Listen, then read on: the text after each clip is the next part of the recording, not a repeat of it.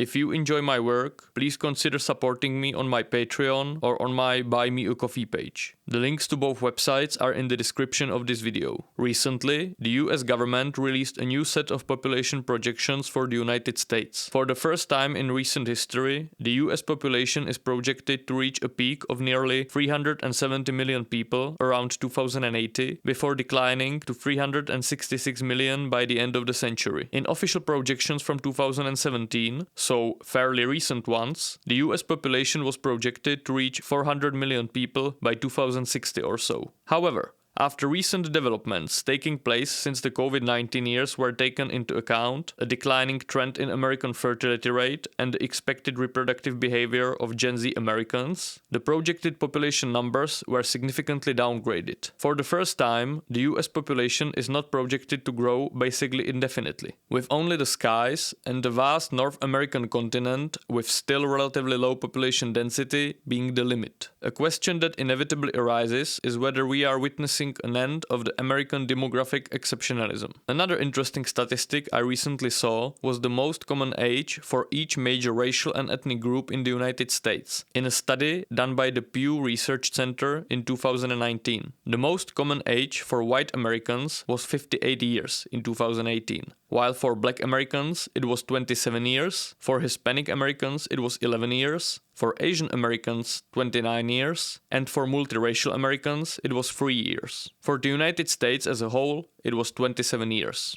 Now, to avoid confusion, this figure is not an average or a median age, it is the most common age. But it still shows that within the American population, the major racial and ethnic groups exist in different demographic realities altogether. Many right-wing Americans have for a long time pointed at Europe as a demographic cautionary tale, an aging society straddled with low fertility and all the negative consequences that it inevitably brings. They are absolutely right in this regard, but it is also fair to acknowledge that the same right-wing Americans often seem to live in somewhat of an illusion that the demographic predicament of non-Hispanic white Americans, the group they usually self-identify with, is dramatically different than that of many European nations. Fundamentally, it is not. While markedly better than the worst European cases like Germany or Italy, the fact remains that non-Hispanic white Americans are still a declining and aging ethnic group, both in relative and absolute terms. The median age of white Americans is 44 years, the same as in the European Union. When you examine the population pyramid of non-Hispanic white Americans, you can clearly see the baby boomer population bulge and then the millennial population spike of people born in the 1980s and 1990s, since at that time, a lot of the baby boomers were still in the reproductive age and American fertility was fairly high during that period.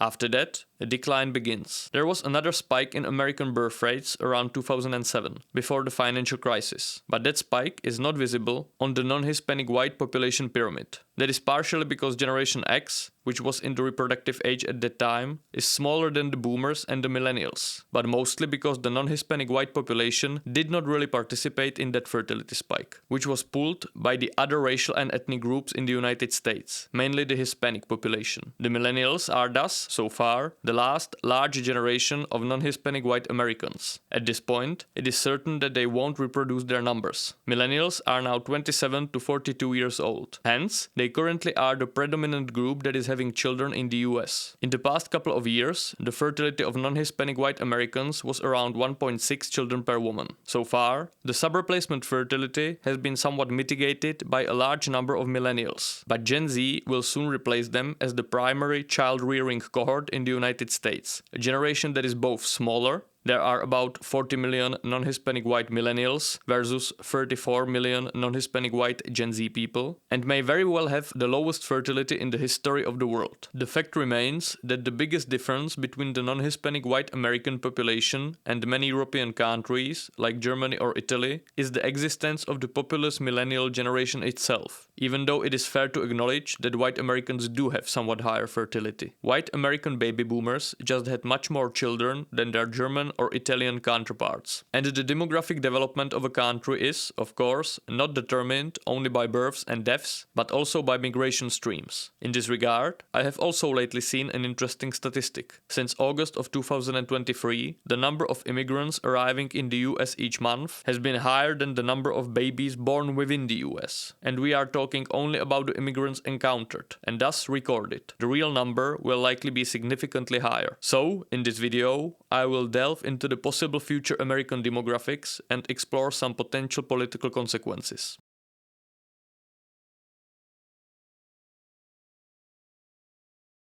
The decline of the white ethnic majorities within the Western countries may be the most important socio-political process of the past 60 years in the West. Demographic change on such a massive level and within such a short period of time inevitably brings large-scale consequences for the affected societies, a fact that is hard to dispute, whether one personally supports or opposes immigration. In the case of the United States, this process began in the 1960s. Specifically, it began with the passing of the Immigration and Nationality Act of 1965, a legal act that abolished the nation's origin formula, which guided American immigration policy between 1921 and 1965. The nation's origin formula was a policy whose main goal was to preserve the ethnic and genetic composition of the white population of the United States as it was around 1920. Basically, the annual immigration quota from the whole Eastern Hemisphere to the United States was kept at 150,000, and each European state was prescribed a proportion of the 150,000 that should match the genetic contribution of its nation to the gene pool of white Americans. To put the number in some perspective, the population of the United States in 1920 was 106 million. Today, the population is around 330 million, and the net immigration is around a million yearly. So, while the population of the United States rose threefold, the net international immigration rose more than sixfold compared to the 1920 to 1965 period. The nation's origin formula is kind of a hallmark of conservative policy, since it attempts to literally conserve the ethnic fabric of the population. It also shows how incredibly the Overton window has shifted in the last 100 years, since the law explicitly attempted to measure the total contribution of blood, with blood being basically a different word for genetics, from each national origin as a share of the total stock of white Americans in 1920. At that time, scientific racism was prevalent, especially among the upper and educated classes, since it was perceived as a force of progress. Imagine trying to pass something like that today.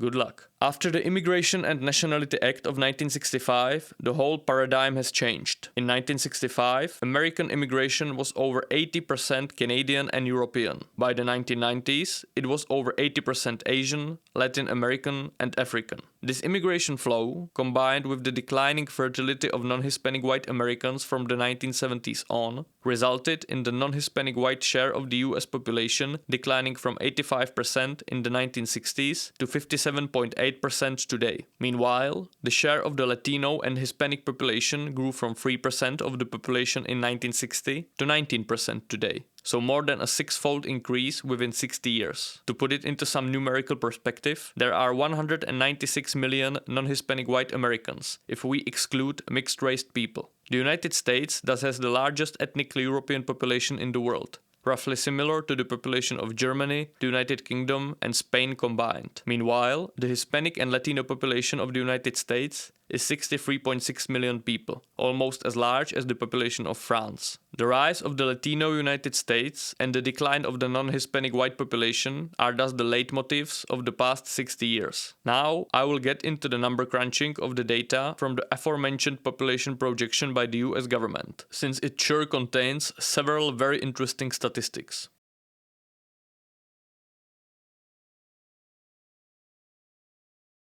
The projection includes one main scenario and three alternative ones, with zero, low, and high immigration. In the main scenario, the percentage of unmixed, non-Hispanic white Americans declines from 58% today to 45% in 2060, losing its majority somewhere along the road. In absolute numbers, it means a decline from 196 million today to 50 million in 2060. The main scenario, the percentage of unmixed, non-Hispanic white Americans declines from 58% today to 45% in 2060, losing its majority somewhere along the road. In absolute numbers, it means a decline from 196 million today to 163 million in 2060, so a decline of more than 30 million people. It is important to acknowledge that while more deaths than births cause the majority of this decline, since the massive baby boomer generation will completely die off in this period, some part of the decline is also caused by the racially and ethnically mixed marriages. Meanwhile, the Latino population will increase from 63.6 million today to 98 million in 2060, supported by continuous migration and the higher birth rates, caused mostly by younger population structure. Their share will thus increase from 19% today to almost 27% in 2060. Now, it is of course important to note that Hispanic or Latino is not a racial term. It is a geographic/linguistic term. Most Latinos consider themselves wholly or partially white. And if we include them among the white population, the numbers suddenly look very different. Specifically, the white population of the United States would still stand at 68% in 2060 if the Latinos identifying as white were included. And if we would also include mixed-raced white people, it would be 73.5% in 2060. Both figures would still be a decline from the current numbers, but significantly less pronounced one than if we look purely at the non-Hispanic unmixed white population. The mixed-raced population is projected to grow the most in proportional terms, from 3% today to over 6% in 2060, so more than a 100% increase. Another group with significant predicted growth is the Asian population, which is expected to increase from 6 to over 9% by 2060, or from 21 to over 34 million in absolute numbers. Asia is obviously a very diverse continent, and the projections do not offer ancestry-based breakdown, but the biggest contributors will likely stay the same: India, China, and the various Southeast Asian countries. The share of other, more traditional or native ethnic minorities in the US, specifically the Native Americans, Pacific Islanders, Hawaiians, and Black Americans, is projected to stay relatively stable. Non-Hispanic unmixed Black Americans are projected to grow from 12.6% today to 13.4% in 2060, or from 45 to 53 million in absolute numbers. The zero immigration projection is also fascinating, since it reveals that any positive population growth in the United States depends entirely on significant immigration levels, as in any country with subreplacement fertility rate. Without immigration, the population of the United States would peak as soon as 2025, and then it would start to decline significantly, with the population staying just under 300 million in 2060 and then further massively declining to around 225 million by the end of the 21st century. In the zero immigration scenario, the non-Hispanic white population would decline even further in absolute numbers, to 151 million instead of 163 million in 2060, implying a considerable amount of white immigration into the US included in the main scenario. Still, their share of the US population would decline less, to 50.6% in 2060. The only major ethnic group that would still grow significantly with zero immigration would be the Latino population, which would grow from 63 to 73 million, but that is still markedly lower than the 98 million figure from the main projection that included immigration. Other ethnic groups would either stagnate, such as the Black population, or they would decline, such as the Asian population, among which many communities are marked by very low fertility. Then there is the high immigration scenario, calculated by increasing immigration levels from the main scenario by 50%. It is, of course, impossible to predict the exact levels of immigration to the United States by different regions. The main projection kind of went with the very high net levels of immigration that the United States experienced from the 1980s until today, about 1 million people a year. So, the high immigration scenario, in which this level is increased by 50%, is relatively unlikely. But who knows? In the high immigration scenario, the non-Hispanic white population declines to less than 43%, even though its absolute numbers are highest in this scenario, almost 170 million. But the higher levels of immigration just boost the other ethnic group numbers significantly more, mainly the Latino and Asian populations, but also the Black population, since sub-Saharan Africa is projected to record a most significant increase as a sending region for immigration to the US, coming almost to Mexican levels by 2060. In the high immigration scenario, the Latino population would reach 110 million people and almost 28% of the population, and the Asian population would reach 43 million people and 11% of the population by 2060. Black Americans would grow to almost 60 million, supported mostly by the increased immigration from sub-Saharan Africa. The overall population of the United States States would reach 400 million people by 2060 in the high immigration scenario. So, depending on immigration levels, American population might fluctuate from 300 to 400 million people. Regarding population aging, the US median age is projected to increase from the current 39 years to around 45 years around 2060 in the main scenario, while the share of the population older than 65 years is projected to reach 25%. Basically, the United States around 2060 is projected to have an age structure similar to that of some of the oldest countries on the planet today, for example Germany.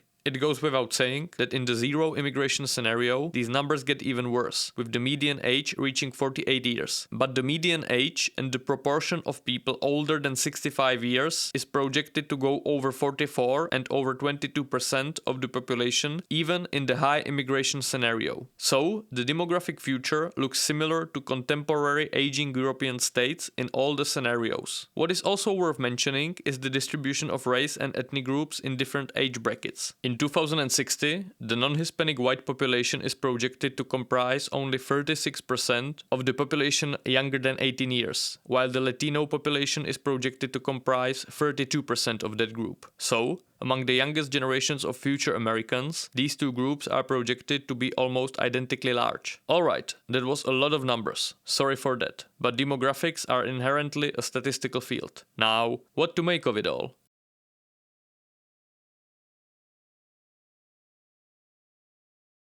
The first thing to mention is that projections are not attempts to predict the future. That is impossible. No projection can predict if there will be a massive war in Latin America, causing huge levels of immigration, or if there will be a huge religious revival among Black Americans, causing their fertility to shoot up to 3 children per woman, significantly influencing their population share in the future. On the contrary, they also cannot predict further collapse of the fertility rate to East Asian levels. They simply project current trends into the future, showing how things would look if the trends did not change significantly. But they, of course, might. There are several more or less radical scenarios popping up in my head. Now, the main question of the demographic future of America, but also the West as a whole, is how will the society cope with the dramatic change of ethnic balance caused by the decline of the white majorities? The United States is at the forefront of this process. The only other country that might be able to lose its white majority first is maybe Canada, which has been recently going for an absolutely incredible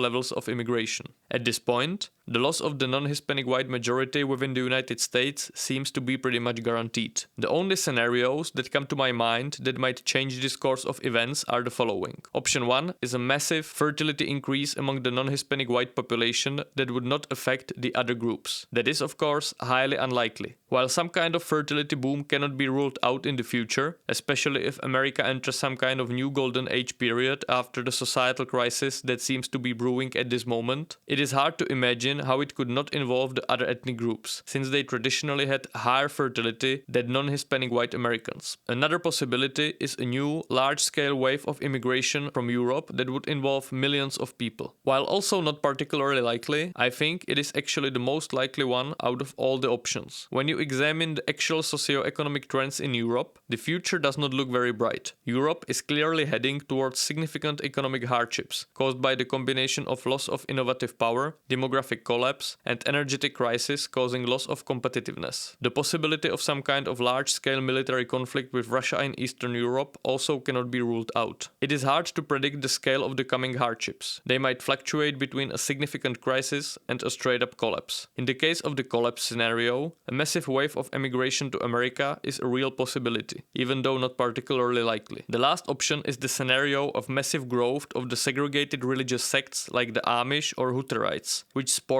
a massive fertility rate, often over 5 children per woman, and very high retention rates, and are ethnically European, most often Dutch or German. Demographers had pointed out that if the Amish population retained its growth levels from the past 100 years, when it grew from 5,000 to over 300,000, their numbers would reach hundreds of millions within 2 centuries. While that is mathematically correct, it is also highly unlikely. Eventually, the massive growth of highly religious populations like the Amish would start interfering with the general population, and frictions would arise. While 18th century farming and craftsmanship can subsist a population of a couple 100,000 within the vast spaces of North America, it likely would not be able to support tens of millions or even more. Populations such as the Amish are always, to a certain extent, tolerated by the general population as long as they do not cause much hardship for society. Many people may look fondly at them, since they remain islands of traditional living unspoiled by modernity. But if they were to comprise a relevant portion of the society, they would inevitably lose the geographic and economic seclusion that allows their cultural separateness. Convergence of their fertility towards the general population would inevitably follow.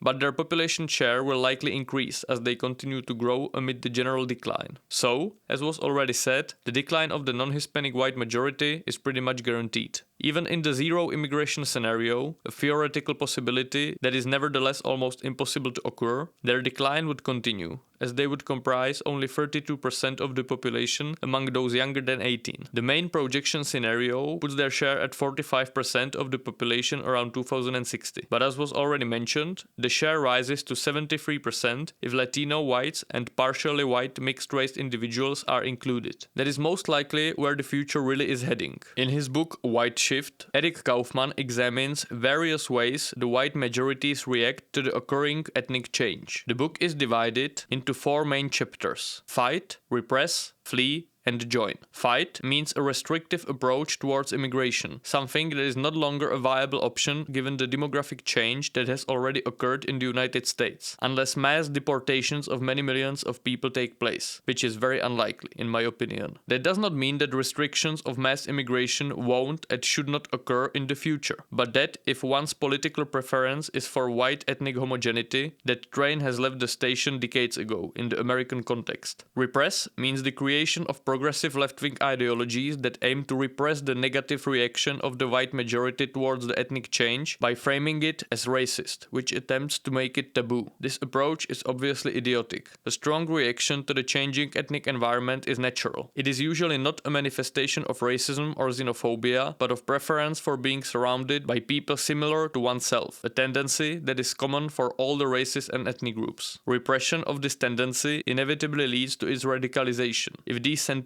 are not channeled through more mainstream political channels, they go underground and often mutate into more radical forms. The flee chapter concerns the white flight, a phenomenon affecting all the Western countries experiencing ethnic change. It shows that while many people love to virtue signal their liberalism and anti-racism, when one examines their residential choices, they just usually choose to live in homogeneous neighborhoods. And then the join option describes the creation of some kind of new, broader white majority identity that would include the white Hispanic population, parts of the Asian population, and most importantly, the offsprings created by high levels of intermarriage between the non-Hispanic white, Latino, and Asian populations. The levels of intermarriage are constantly rising in the US, being around 20% of all newlyweds, and the combination of non-Hispanic whites and Latinos comprise over 40% of all intermarriages in the US. The combination of white men and Asian women is also widespread. Throughout the world, intermarriage rates are quite logically one of the most reliable predictors of cultural fusion. Eric Kaufman compares this emerging process to the process that happened in America in the second half of the 20th century, when the previously existing white Anglo-Saxon majority stepped aside and the general white category became dominant, since the WASP population absorbed the immigrants from Southern and Eastern Europe as well as the Ashkenazi Jews through high intermarriage rates. What also recently caught my attention was the American results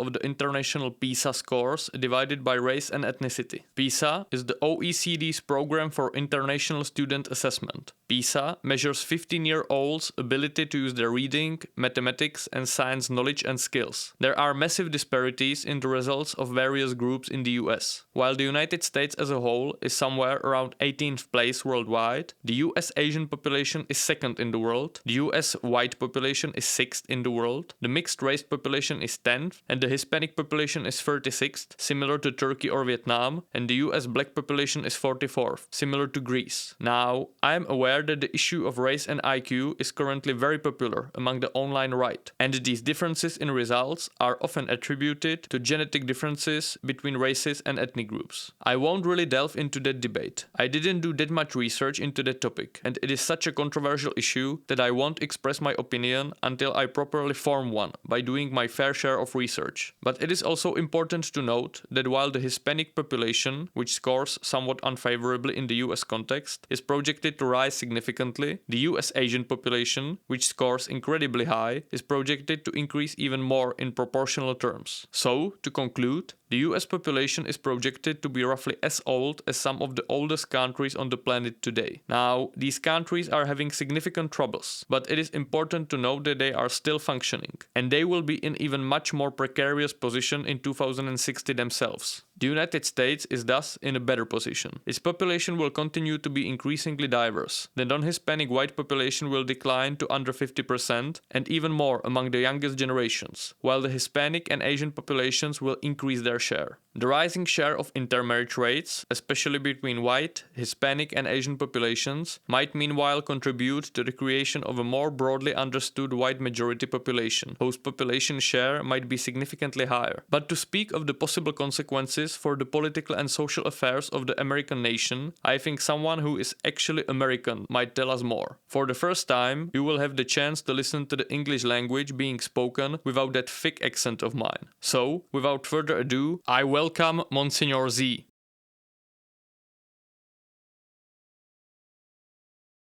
How's it going, folks? Mr. Z here, and thanks to Kaiser for having me on. Now, it's difficult to predict exactly what might unfold as a consequence of these changes in the US population, but there are a handful of key possibilities we should consider. First and foremost is the consequence of what we might call a demographic crash, that is, a major decline in America's youthful population and in turn its potential workforce. I've spoken before on my channel about how this will likely be a catastrophe experienced by not only the United States nor the Western world, but the world as a whole. As such, it might be suggested that the surge in support for immigration in this day and age might be a quiet effort to bolster the domestic population today to weather a shortage of workers tomorrow, ensuring the national economy and quality of life remains at a stable level. However, this could lead to further turmoil as recent arrivals develop a sense of otherness to the country and in times of hardship or shortage create conditions of higher competition for Americans with longer histories in the country, not to mention competition among one another. As Kaiser pointed out earlier, the potential benefits provided by even the high immigration model would only serve to cushion the blow demographic crash would deal to the United States. I believe that in time more politicians will become more aware of this and in the hopes of further securing the national economy, may turn away from the importation of new laborers and instead concentrate on automation, supplementing the workforce that was not reproduced with a workforce that can be mass-produced. This may be an outcome on the near horizon, with both Republicans and Democrats growing increasingly skeptical of immigration policy following a surge of illegal border crossings and an overwhelming of various cities' public resources. What could be expected then is that regardless of which party holds power, some type of immigration reform will be adopted to restrict immigration flow, and as demand for labor increases alongside the advancement of technology, automation will take on a more prevalent role in day-to-day labor fields. As Kaiser stated before, regardless of how immigration is treated, what is almost certain is that the Hispanic population of the United States will continue to rise in relation to the other demographic groups, and this can be expected to be particularly pronounced across the Southwest, with Texas, New Mexico, Arizona, and California likely to become majority Hispanic alongside states like Florida, Nevada, Colorado, and potentially New York and New Jersey. Many other states are also likely to develop Hispanic pluralities, giving the demographic group a wide-reaching presence across nearly every state, and ensuring that Hispanic Americans will be a rising major force in American politics for the foreseeable future. A good deal of this population could be expected to integrate into the broader white American identity, though the Southwest will almost certainly retain a stronger Hispanic identity given the continued influence of various Mexican communities right across the border, somewhat similar to the way in which Canadian culture influences that of Upper New England. Unlike German Americans, Italian Americans, and others who are geographically removed from their mother countries, Mexican and Anglo-Canadian culture is uniquely positioned in relation to the US to preserve old traditions and practices, and Mexican culture especially given how much more distinct it is from American culture than Canadian culture is. This creates for the United States a geopolitical issue, an issue in regard to the matter of foreign loyalties and alliances. With Mexican and Chinese populations in particular gaining a greater foothold within the United States, the country will of course be forced to reconcile with the question of how it approaches these countries, especially given that China in recent years has been increasingly treated as a rival, while within Republican circles the rhetoric toward Mexico has grown increasingly hostile. Given the likely increased influence of these populations over time, it might be expected that the United States will work towards strengthening its ties with Mexico and collaborate on matters of shared interest, while rhetoric against China will be dialed down or come at the cost of political retaliation by Chinese American citizens. With tensions in the Pacific rising, the latter might be anticipated and see the question of peace with China gain prominence in political discourse. This will probably be more negotiable for both parties given that the influence of Chinese Americans, while significant, is still relatively small and likely to remain smaller than other groups even when considering the high immigration model. Hispanic American interests, however, will not be so negotiable and will likely achieve greater prominence across both parties.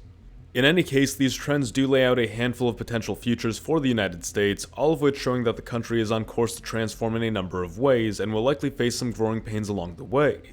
With the United States occupying such a prominent role in geopolitics, the future of the US also has consequences for the world at large. I often talk about these geopolitical dynamics as well as American history and politics over on my channel, so if that interests you, I encourage you to check it out in the links below and at the end of this video.